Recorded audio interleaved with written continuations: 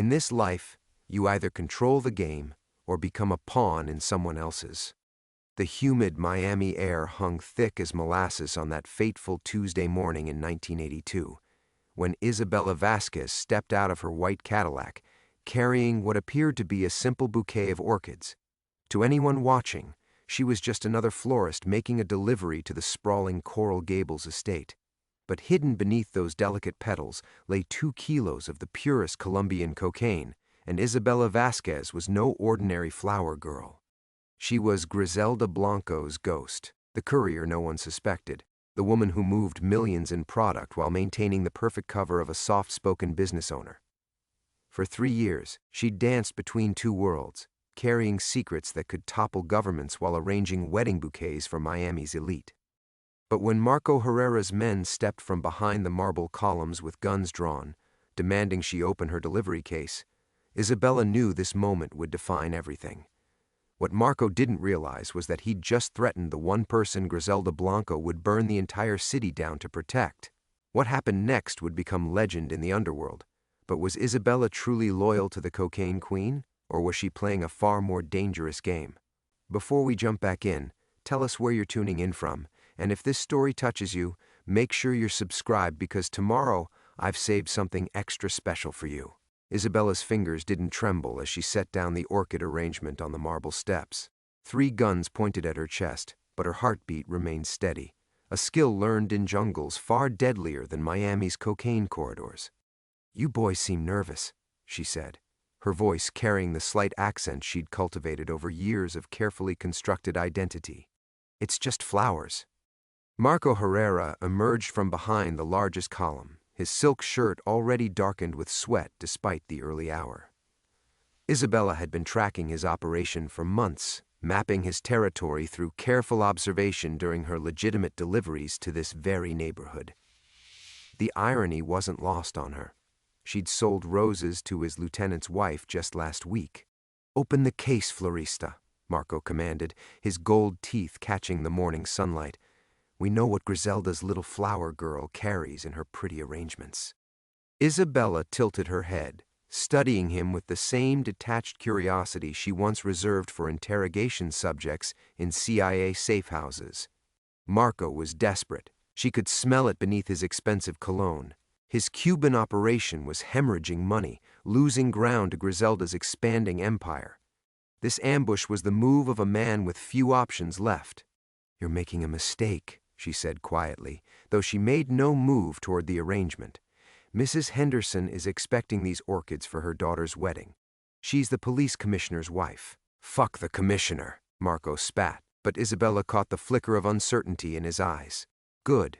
Doubt was a weapon she wielded better than any gun. The truth was, Mrs. Henderson's order was legitimate, a perfect cover that had taken Isabella weeks to orchestrate. The cocaine hidden in the specially designed false bottom would be retrieved later, during the wedding setup at the Biltmore Hotel. But Marco's intelligence was sloppy, his paranoia making him see conspiracies where none existed. "Raul, check the flowers," Marco ordered. As his lieutenant approached, Isabella finally allowed herself a small smile. She'd counted on this moment, had practically choreographed it. Her hand moved to the simple gold cross at her throat, a nervous gesture that looked innocent but activated the microtransmitter sewn into her collar. Somewhere across the city, Griselda's security chief would be receiving Isabella's location and a coded distress signal.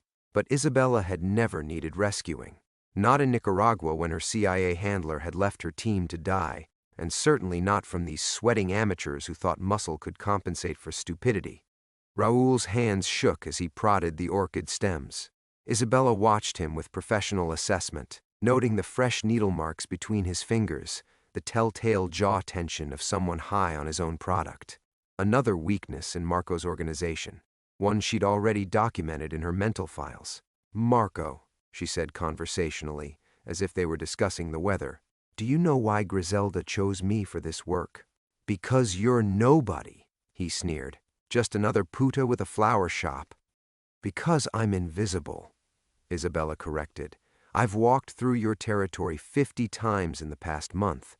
I've delivered arrangements to your accountant's mother, your lawyer's office, even your own daughter's quinceañera, and you never once noticed me." The lie came easily. She'd never delivered to his daughter, but she'd watched the party from across the street, photographing every face, every license plate. Information was her true currency, more valuable than the cocaine that funded her operations. Marco's confidence wavered. Isabella could see him trying to remember, to place her face among the countless service workers who moved through his world like ghosts. This was the advantage she'd cultivated so carefully, the ability to be simultaneously present and forgotten. "You're lying," but his voice lacked conviction. "Your daughter wore a pink dress. The cake was from Sedano's. Your mother-in-law complained about the music being too loud." Isabella's tone remained pleasant, conversational. "I remember because I care about details. It's what keeps me alive in this business." Raúl had found the hidden compartment now, his excited shout drawing Marco's attention. 2 kilos of pure Colombian white, street value approaching 200,000, enough to fund Marco's operation for months, if he was stupid enough to steal from Griselda Blanco. "This is a declaration of war," Isabella said softly, as Marco's men secured the drugs. "You understand that, don't you?" Marco laughed, but the sound held no humor. "Let the bitch come. We're ready for war." Isabella studied his face, memorizing every detail. In her previous life, she'd learned to read men like Marco, to see past their bravado to the fear beneath. He was already dead. He just didn't know it yet. "No," she said, her smile never wavering. "You're really not." As Marco's men forced her toward their waiting car, Isabella felt a familiar calm settle over her. This wasn't a robbery, it was an opportunity. For 3 years, she'd played the role of loyal courier while building a web of intelligence that spanned every cartel in South Florida. Now Marco had given her the perfect excuse to destroy his operation from within. The game was just beginning. The black sedan's leather seats still held the morning heat as Isabella settled between 2 of Marco's men, her hands folded calmly in her lap. She'd been in worse situations, tied to chairs in Managua safe houses, surrounded by Sandinista soldiers who'd discovered her true identity. This was almost quaint by comparison. "Where are we going?" she asked pleasantly, as if they were heading to brunch instead of what Marco undoubtedly planned as an interrogation. "Shut up," Raúl muttered from the front seat, still high from his discovery. The cocaine sat in a black duffel bag at his feet, like a pet he couldn't stop petting. Isabella glanced at her watch, a simple Timex that concealed sophisticated electronics. 9:47 a.m. She had exactly 3 hours before her next delivery, a standing appointment that would be missed only if she were dead or captured. Griselda's people would know something was wrong by 1 p.m., but Isabella had no intention of requiring rescue. The car headed south toward Coconut Grove, past neighborhoods where Isabella had spent countless mornings building her cover identity. There was the coffee shop where she bought Cuban bread every Tuesday, chatting with Mrs. Garcia about her arthritic hands. The dry cleaner who knew her as the quiet woman who always paid in exact change. The small Catholic church where she attended early mass not out of faith, but because it provided perfect surveillance opportunities. 3 years of carefully constructed normalcy, and it all felt suddenly fragile. They passed Perez Flowers, her legitimate business front, and Isabella felt an unexpected pang of loss. She'd built something real there, something that existed beyond the shadows of her former life. The elderly customers who came for funeral arrangements, trusting her to honor their grief with appropriate beauty. The young mothers planning birthday parties, their children sticky with ice cream as they pointed at colorful displays. The quinceañera preparations that reminded her of celebrations from her own childhood in Guadalajara, before the CIA had recruited her from UCLA and taught her that identity was just another weapon. Her apartment sat 3 blocks away, a modest 1-bedroom that smelled of fresh flowers and Cuban coffee. The bed was always perfectly made, military corners that spoke to old habits. The refrigerator held basic groceries and a bottle of wine she'd been saving for no particular occasion. On the nightstand, a single photograph of a family that wasn't hers, a prop that had become oddly comforting over the years. But beneath the ordinary surface lay the truth of her existence. The false wall behind the bedroom closet concealed enough weapons to outfit a small army. Surveillance equipment that could intercept communications across half of Miami. files documenting the movement and operations of every significant criminal organization in South Florida, intelligence so comprehensive it would make her former CIA handlers weep with envy. Isabella had built this network methodically, using her flower deliveries as cover to map territories, identify key players, and document weaknesses. She knew which lieutenants skimmed from their bosses, which wives were having affairs, which operations were vulnerable to disruption. Information was power, and she'd accumulated enough to topple governments, let alone drug cartels. The question that haunted her quiet moments was why. Not why she'd survived Nicaragua when her team hadn't. She understood the politics that had made them expendable. Not why she'd chosen Miami over the dozen other cities where she could have disappeared. The climate reminded her of home, and sentiment was a luxury she'd rarely allowed herself. The real question was why she'd stayed. 3 years was long enough to gather what she needed and disappear again. Her original mission, recovering and destroying the evidence of Operation Serpiente that could expose a network of corrupt officials reaching into the highest levels of government, had been completed within the first 18 months. The photographs, financial records, and witness testimonies were secure, the participants either dead or discredited. She could have vanished into another identity, another life. But something had kept her here, playing courier for Griselda Blanco while building an intelligence empire that served no master but herself. Perhaps it was the illusion of stability, the dangerous comfort of routine. Or maybe it was the darker truth she'd been avoiding, that she'd found purpose in the shadows, meaning in the game itself. The CIA had trained her too well. She was a predator who'd learned to hunt in civilization's margins, and civilian life held no appeal. The car turned into a warehouse district Isabella knew intimately, Marco's secondary operation, where he processed cocaine for street distribution. She'd photographed this facility 6 months ago, had blueprints of the interior layout committed to memory. If Marco intended to interrogate her here, he'd chosen poorly. This was her territory as much as his. As they pulled to a stop, Isabella caught sight of her reflection in the window. A woman approaching middle age, unremarkable in every way except for her eyes. They held depths that spoke to experiences no florist should possess, memories that would never fade. Whatever came next, she was ready. The ordinary world she'd built was about to shatter, but perhaps it was time. Beneath Isabella Vasquez the florist, a more dangerous woman had been waiting patiently for her moment to emerge. The warehouse door groaned open like a mouth exhaling stale cocaine dust and motor oil. Isabella stepped from the sedan with the same unhurried grace she'd use entering her flower shop, her eyes cataloging details with practiced efficiency. 2 guards flanked the entrance, both young, both nervous, both carrying weapons they'd likely never fired in anger. The loading dock showed signs of recent activity, fresh tire marks in the concrete dust, the lingering chemical smell of acetone from processing operations. She'd been right about Marco's poor choice of venue. This was exactly where she'd expected him to bring her. "Move," Raoul commanded, his hand hovering near the pistol at his waistband.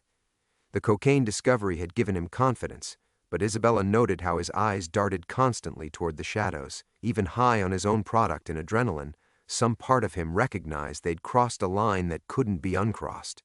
The warehouse interior matched her mental blueprints perfectly. Processing tables lined the far wall, scales and cutting equipment arranged with the precision of a surgical suite. A small office overlooked the operation from a raised platform. Bulletproof glass installed by a man who understood his business made him a target. Isabella counted 7 additional men scattered throughout the space, their positioning revealing more about Marco's paranoia than any formal security arrangement could. This wasn't an interrogation setup. This was a fortress. Marco emerged from his glass office like a general surveying conquered territory, his earlier nervousness replaced by the swaggering confidence of a man on his home ground.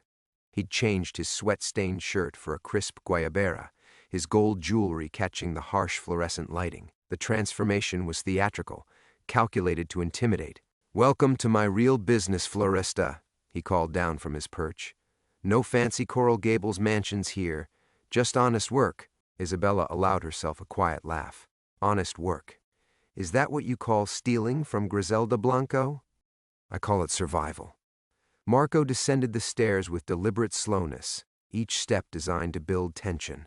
Your Colombian bitch thinks she owns Miami, but this city belonged to Cubans long before she arrived with her jungle savagery. The warehouse fell silent except for the distant hum of air conditioning struggling against the summer heat. Isabella could feel the weight of attention from Marco's men, their eagerness for violence held in check only by their boss's need for theater. These weren't the disciplined operators she'd faced in Nicaragua. They were street soldiers drunk on movies and mythology, dangerous in their unpredictability. "You know what your problem is, Marco?" Isabella said conversationally, her voice carrying easily across the space.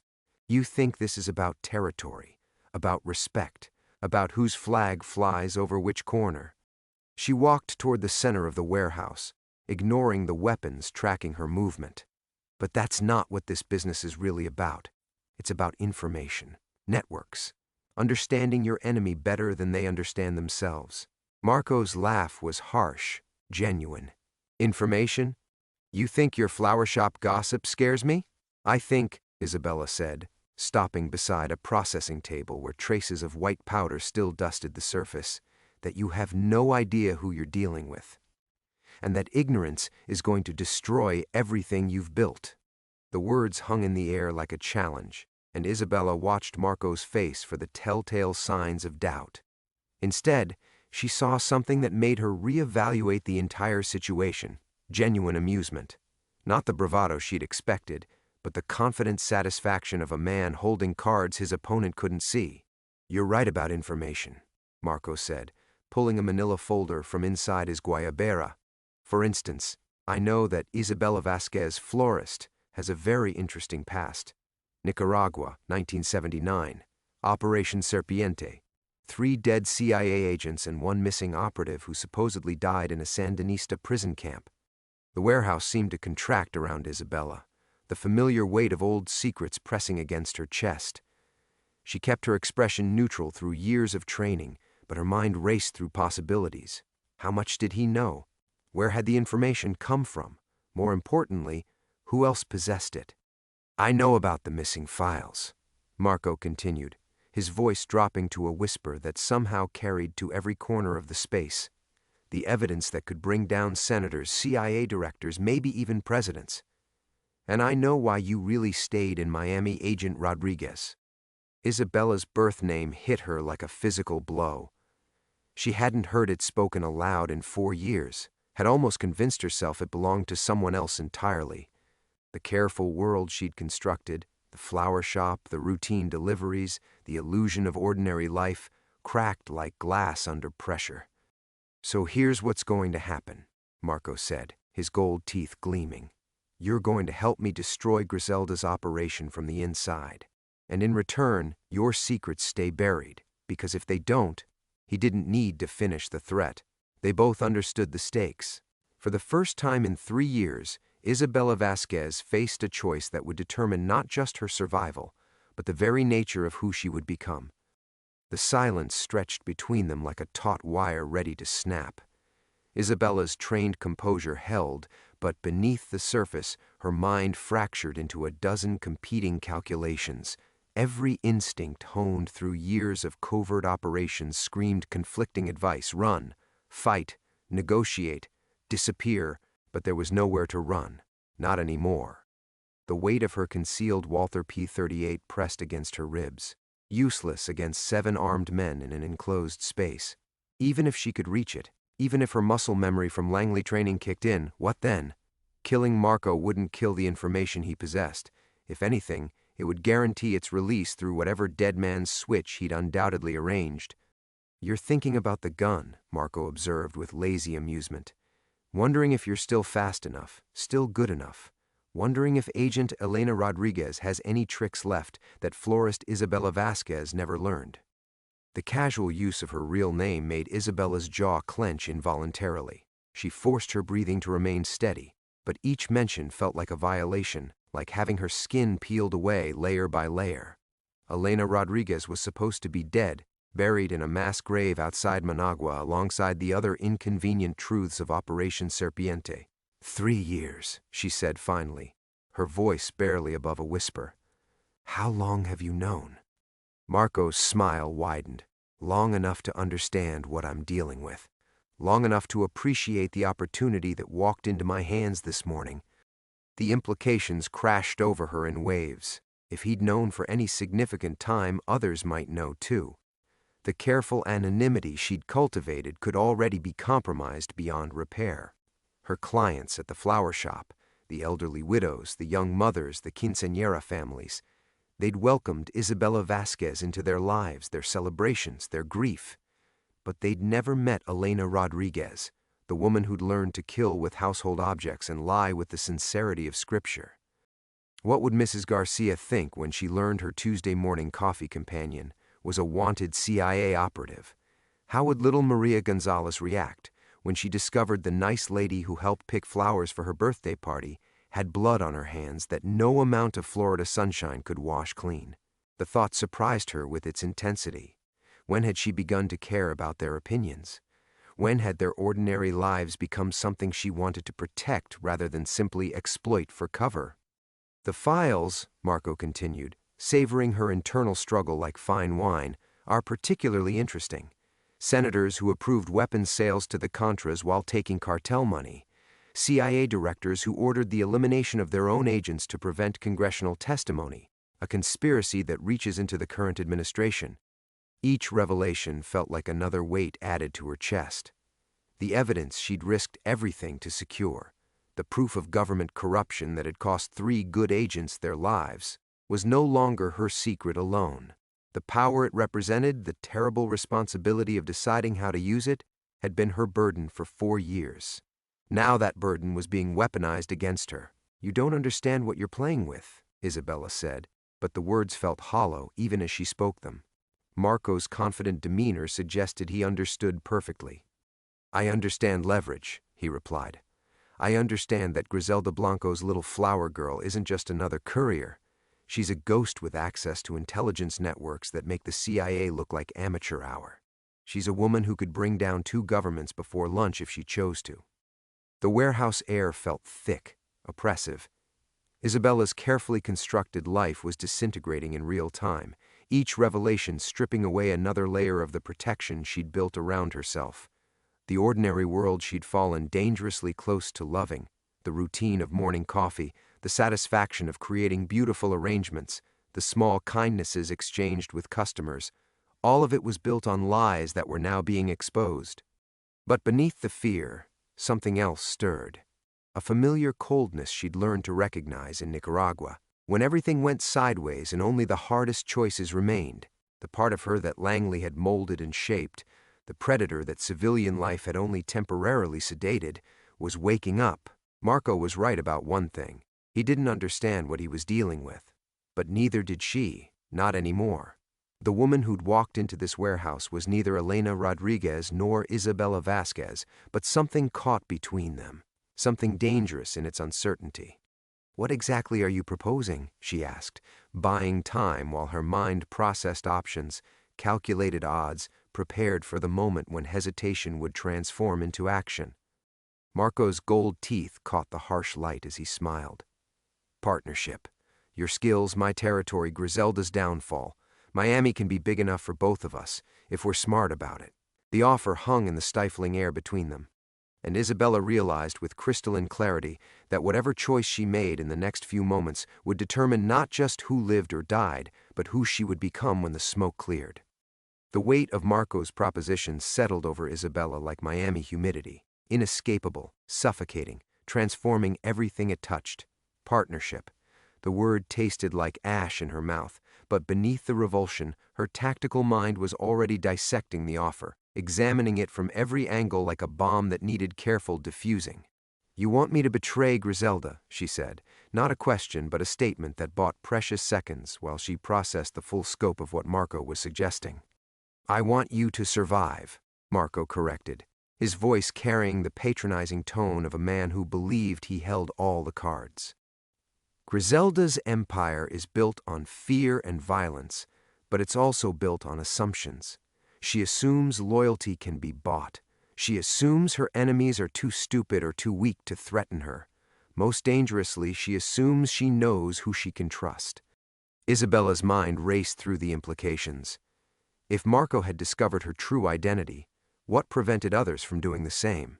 How long before Griselda herself learned that her most trusted courier was a CIA operative with enough classified intelligence to reshape the entire South Florida criminal landscape?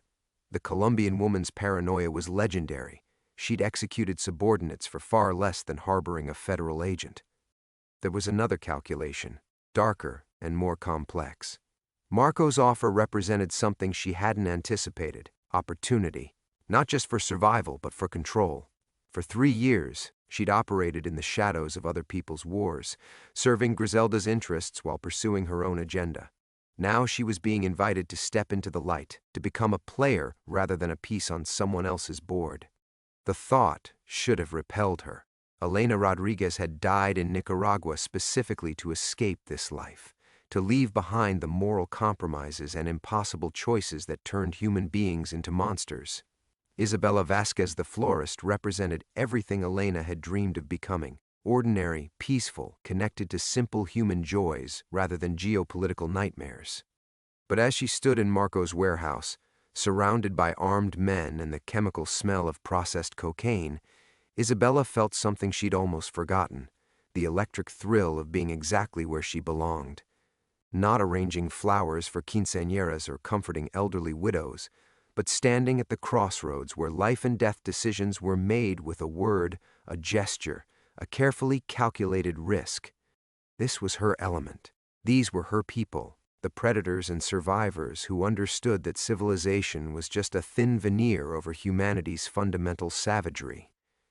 She'd tried to convince herself that Isabella Vasquez was who she really wanted to be, but Elena Rodriguez was who she actually was, a weapon forged by necessity and honed by experience. "What makes you think I won't just tell Griselda about this conversation?" she asked, testing the boundaries of Marco's confidence.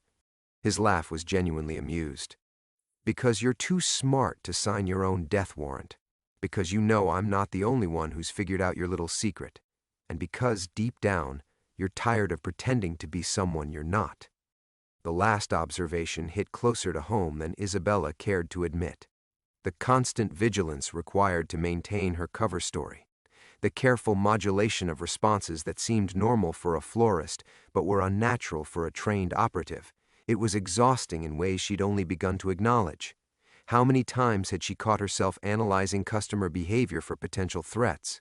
How often had she memorized license plates in the flower shop parking lot purely out of habit? She was tired. Tired of living a life that belonged to someone else. Tired of pretending that arranging funeral flowers for Mrs. Garcia's husband was more meaningful than the intelligence network she'd built throughout Miami's underworld. The ordinary world held beauty, even comfort, but it couldn't contain the full scope of who she'd become. "And if I refuse?" she asked, though they both knew she was negotiating terms now rather than considering rejection. Marco's expression hardened. "Then Elena Rodriguez's resurrection becomes tomorrow morning's headlines. The CIA disavows any knowledge of your survival. Griselda puts a bullet in your head for being federal, and I take over her territory anyway. Just more messily than I'd prefer." The warehouse fell silent except for the distant hum of machinery and the soft rustle of armed men shifting positions. Isabella could feel the moment crystallizing around her, the point of no return approaching with mathematical inevitability. Every choice that had brought her to this place, surviving Nicaragua, choosing Miami, accepting work with Griselda, had been leading to this decision. She thought of her apartment 3 blocks from the flower shop, the photograph of strangers on her nightstand, the bottle of wine she'd never opened. That life had been a beautiful lie, a temporary shelter from the storm of her real existence. But storms didn't wait for convenient timing, and shelters weren't meant to last forever. "All right," Isabella said, her voice steady as bedrock. "Let's discuss terms." The words felt like stepping off a cliff, leaving the last traces of Isabella Vasquez the florist falling away into darkness. What emerged from that warehouse would be something new, neither the naive idealist Elena Rodriguez had once been, nor the careful civilian Isabella had pretended to be. The threshold was crossed. There would be no going back. Marco's smile transformed into something sharper, more calculating. "Terms. I like a woman who understands business." He gestured to one of his lieutenants, who produced a folding chair that had seen better decades. Sit. This might take a while. Isabella remained standing, a subtle assertion of a quality that wasn't lost on anyone in the warehouse. I prefer to conduct negotiations on my feet. Old habit. CIA training dies hard, I suppose. Marco's casual reference to her past sent another chill through the space, but Isabella found herself adjusting to the exposure with surprising ease. Perhaps there was relief in finally dropping the pretense, in allowing Elena Rodriguez to breathe after 3 years of suffocation. "First term," she said, taking control of the conversation. "I need to know exactly what information you possess and who else has access to it." Marco's eyebrows rose slightly, already thinking like a spy again. "I have copies of your original CIA file, including psychological evaluations and mission reports. I have photographs from Nicaragua, testimony from surviving Sandinista prisoners who remember a female American operative. Most importantly, I have documentation of the classified materials you extracted before your supposed death." The specificity was troubling. This wasn't street-level intelligence gathering. Someone with serious resources had compiled a comprehensive dossier on Elena Rodriguez. But who? And why had they shared it with a mid-level Cuban drug dealer? "Where did you get it?" she pressed. "Information is a commodity, just like cocaine. It flows through networks, changes hands, finds its way to buyers who understand its value." Marco's evasion was smooth, but told her everything she needed to know. He was a middleman, not the source. "Who's your supplier?" The question came out harder than she'd intended, carrying the authority of someone accustomed to extracting answers from reluctant subjects. For the first time, Marco's confidence flickered. "That's not your concern." "It's absolutely my concern. If I'm partnering with you, I need to understand the full scope of exposure. How many copies exist? Who else is being briefed on my background? What's to prevent your source from selling the same information to Griselda or the DEA?" The questions revealed the operational mindset beneath Isabella's civilian facade. She wasn't just accepting Marco's proposal. She was already working to control it, to understand the intelligence networks that had exposed her and potentially exploit them for her own purposes. One of Marco's men, a wiry Cuban with nervous energy and too many gold chains, stepped forward. "She's asking too many questions, Jefe. Maybe she's wearing a wire." Isabella's laugh was genuine, carrying dark amusement. "If I were federal, would I be standing here negotiating with you?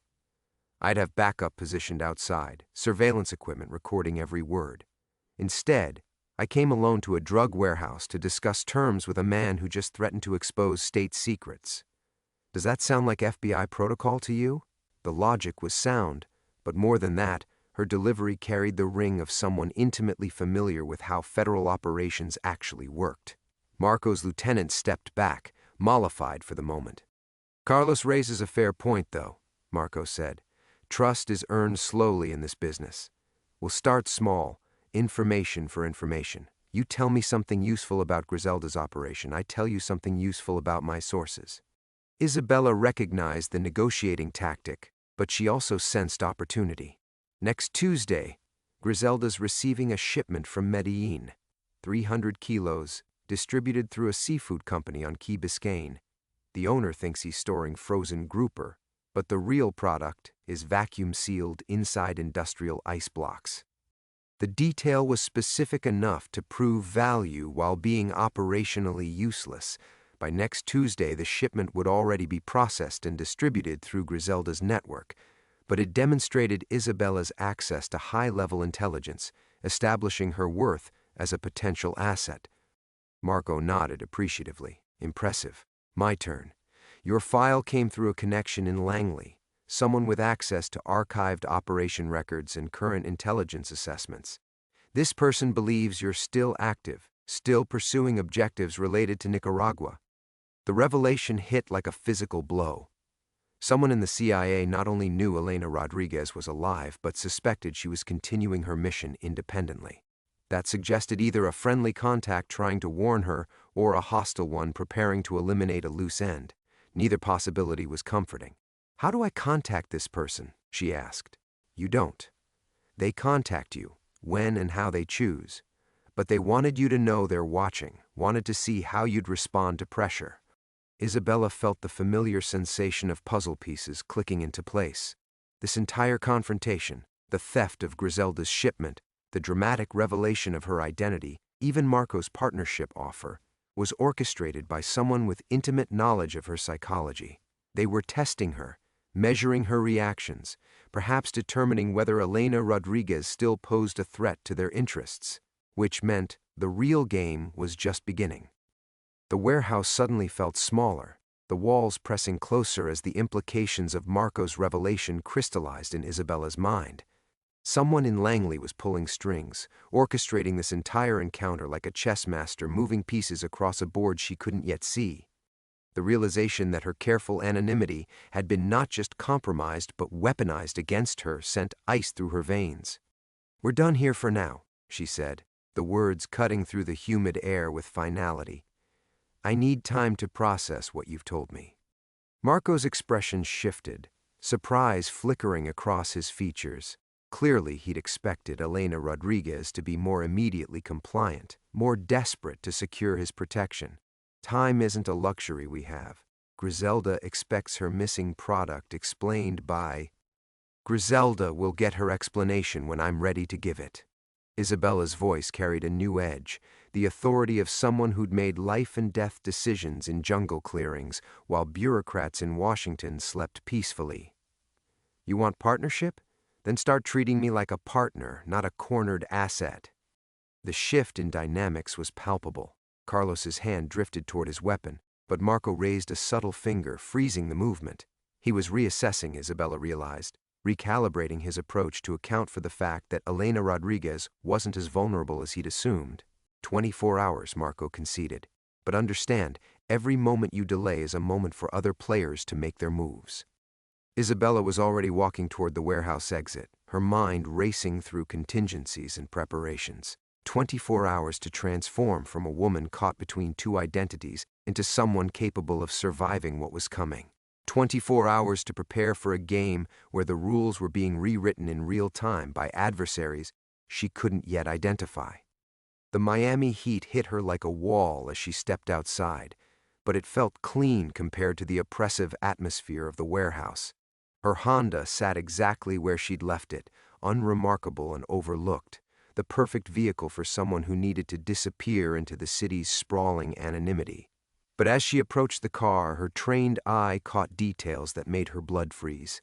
The passenger side mirror was angled differently, just by degrees, but enough for someone who'd been conditioned to notice such things. A thin layer of dust on the hood had been disturbed near the windshield wipers. Most telling, the nearly invisible thread she'd placed across the driver's side door handle was missing entirely. Someone had been inside her car. Isabella forced herself to maintain normal movements as she unlocked the door and slid behind the wheel. Her fingers found the small mirror she kept clipped to the sun visor, using it to scan the interior while appearing to check her appearance. Nothing obvious, no wires, no devices visible to casual inspection. But professional surveillance equipment had evolved far beyond crude listening devices duct-taped under dashboards. Starting the engine, she pulled into Miami traffic with practiced casualness while her mind cataloged options. The car was compromised, which meant her apartment likely was too. Her flower shop, her carefully constructed routines, the elderly customers who'd become almost like family, all of it potentially under surveillance now. The weight of what she was losing hit her unexpectedly hard. Mrs. Garcia, who brought her fresh Café Cubano every Tuesday morning. Little Maria Gonzalez, who insisted Isabella help choose flowers for every family celebration. The quiet satisfaction of creating beauty in a world that had shown her too much ugliness. These weren't just elements of her cover story, they'd become pieces of her soul. But Elena Rodriguez had learned long ago that loving something was just another way of volunteering it as a target. The people she cared about would be safer if Isabella Vasquez simply disappeared, another casualty of Miami's endless capacity to swallow lives whole.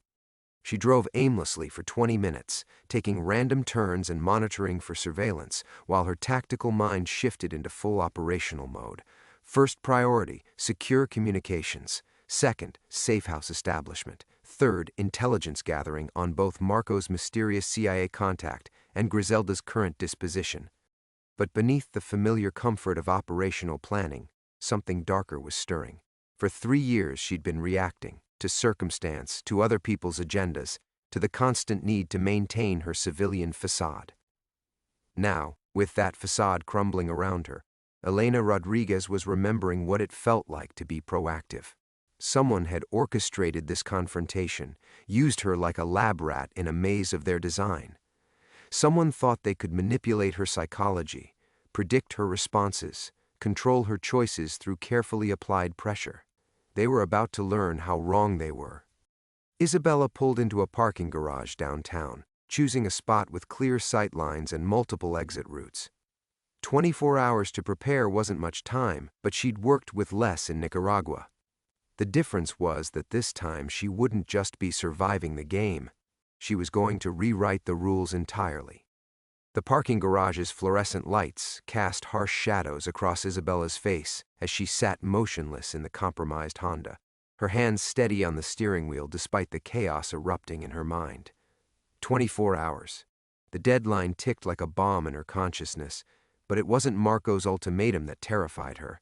It was the growing certainty that she was about to face the one thing Elena Rodriguez had spent 3 years running from, the truth about Nicaragua. She closed her eyes and allowed herself 30 seconds of vulnerability, 30 seconds to acknowledge what every operational instinct was screaming at her.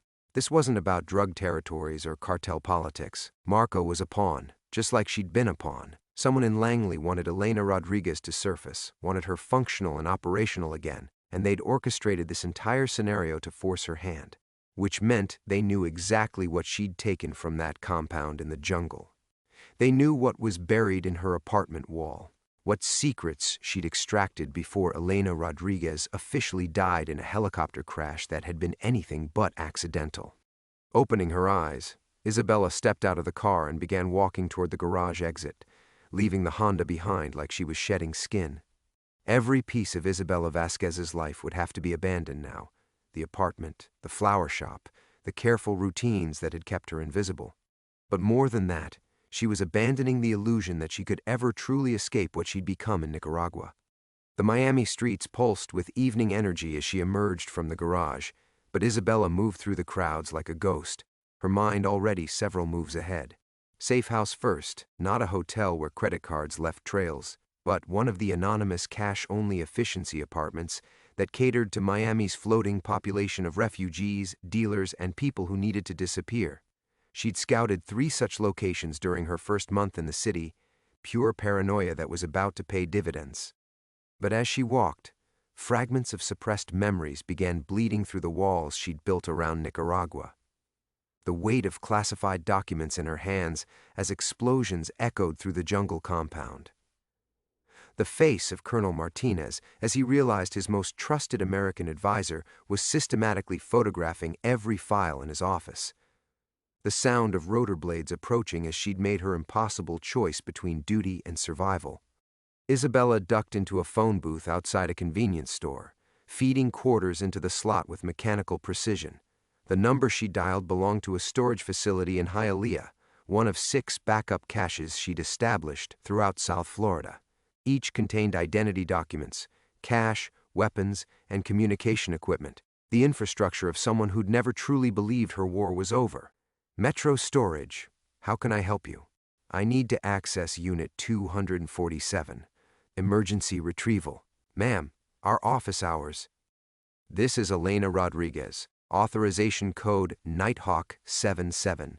The words felt like acid in her mouth, but they achieved the desired effect. The voice on the other end shifted immediately, becoming crisp and professional.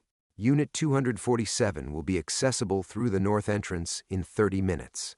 Standard protocols apply. The line went dead.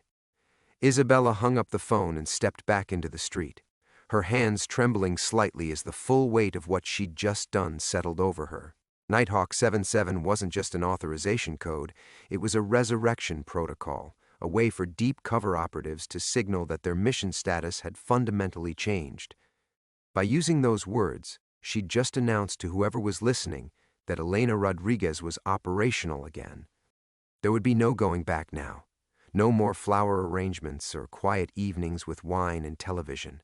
No more pretending that the woman who'd extracted classified intelligence from a burning compound in Nicaragua could somehow transform into someone who found fulfillment in the simple rhythms of civilian life.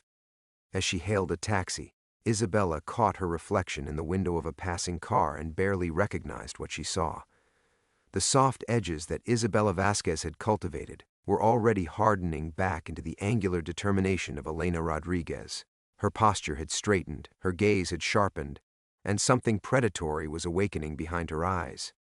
The taxi pulled up, and as Isabella slid into the back seat, she felt the last vestiges of her civilian identity falling away like shed clothing.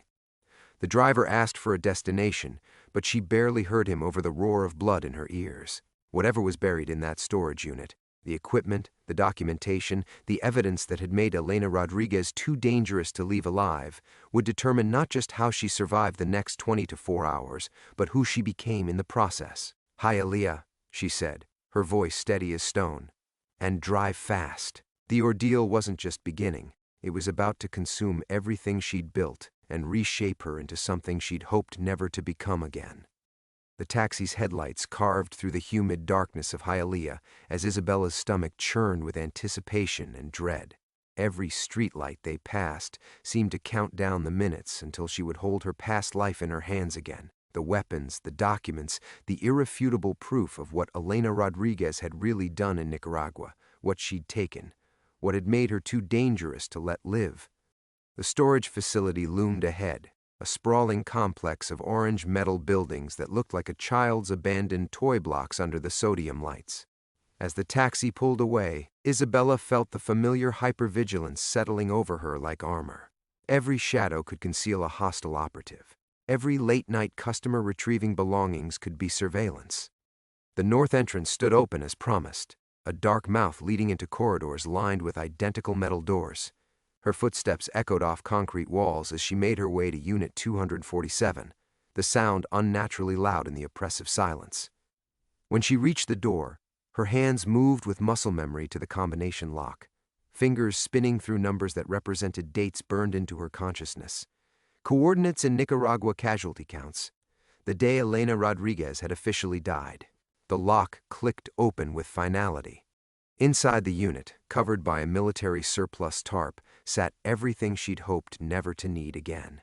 Isabella pulled the fabric away and felt 3 years of careful rebuilding crumble to dust.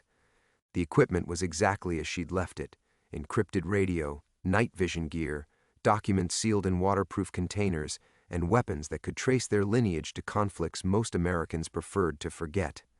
But it was the manila envelope at the bottom of the largest case that made her blood turn to ice water.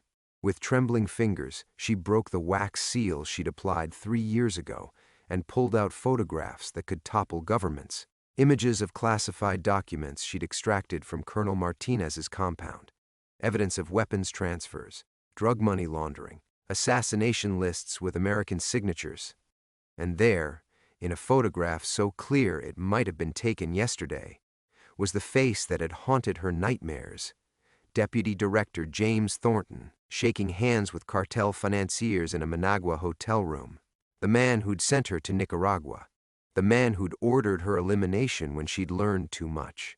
The man who was probably orchestrating this entire scenario through Marco and his mysterious CIA contact.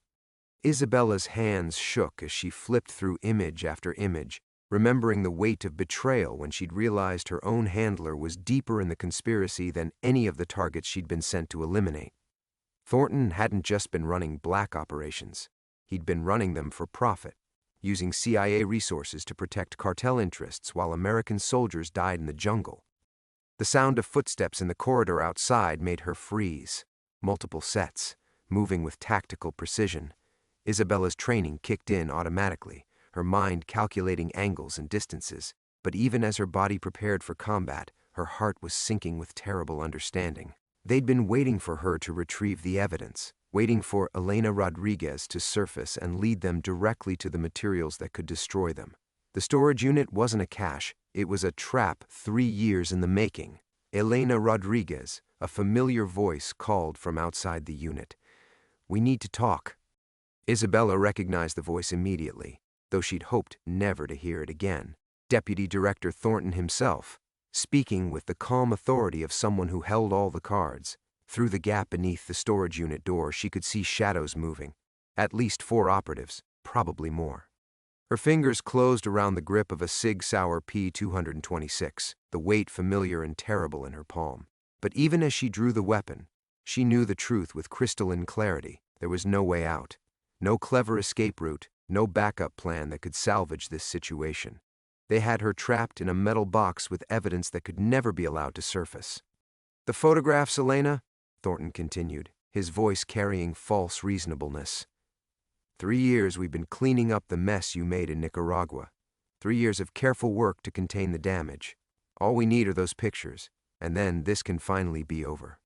Isabella stared at the photographs scattered around her feet, proof of corruption that reached the highest levels of American intelligence, evidence that could expose the truth about Nicaragua and save the lives of operatives still in the field. But it was also evidence that would die with her in this storage unit, becoming just another casualty of a war most people didn't even know was being fought. She thought of Mrs. Garcia's morning cafe, of little Maria's bright smile, of the simple pleasure of arranging flowers while pretending she was someone who deserved peace. All of it was gone now, burned away by the truth she'd been carrying like poison in her blood. The metal door began to shake as they prepared to breach it. Isabella raised her weapon, knowing she was about to die for the second time in 3 years. This time, Elena Rodriguez wouldn't be coming back.